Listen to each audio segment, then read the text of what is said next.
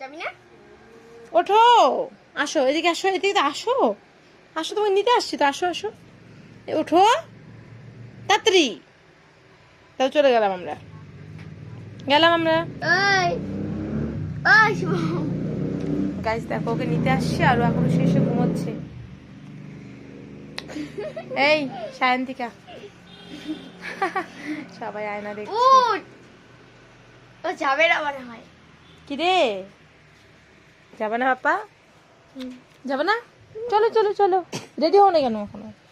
যাও দাও, পাপ্পি দাও, একটা পাপ্পি দাও।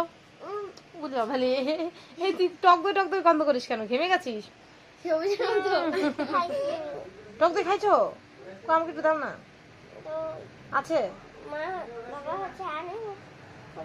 আজকে খাইছো কি? আজকে আজকে আজকে খাওনি তো?